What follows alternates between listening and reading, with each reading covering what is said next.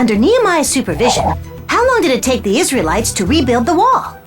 Was it A, 10 years, B, 13 years, C, 3 years, or D, 52 days? The correct answer is D, 52 days. The walls had been left in disrepair since the Babylonians destroyed the city. According to my geosensors, we have landed in ancient Jerusalem. Or what's left of it.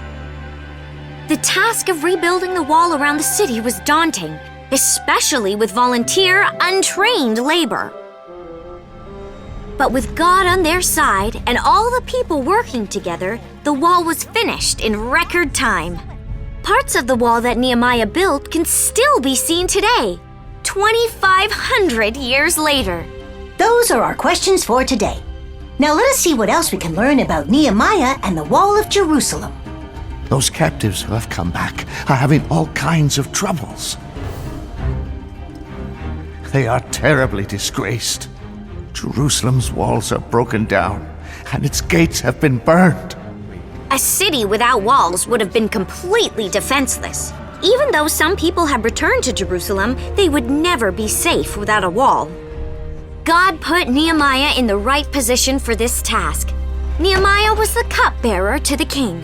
The cupbearer chose and tasted the wine to make sure the wine was not poisoned. The king had to trust his cupbearer. King Artaxerxes trusted Nehemiah enough to make him governor of Judea and give him permission to rebuild the walls. If he succeeds, we will lose control of the city. Judea's neighbors opposed rebuilding the wall. Sanballat was the governor of Samaria to the north. Tobiah the Ammonite was governor of Gilead to the east. And Geshem the Arab ruled Arabia Idumea to the south. Letters dating from this time from a Jewish community in Egypt refer to Sanballat, the governor of Samaria. This silver bowl is inscribed with Geshem's name and appears to be a gift from Geshem's son to an Egyptian official. I've sent 4 messages trying to lure him into the Ono Valley, to kill him. Ono was an area located 7.5 miles from Joppa. This might have been considered neutral territory, but Sanballat wanted to lure Nehemiah away from safety. Nehemiah did not fall for this trap. A rumor is going around among the nations that we are rebuilding the wall and planning to rebel because I want to be their king. Nehemiah's enemies tried to spread these lies, knowing that if the king of Persia believed them, he would kill Nehemiah. This rock carving of King Darius, located in modern-day Iran, is 59 feet wide. The writing is in 3 languages and includes warnings to any who would try to rise up against Persia.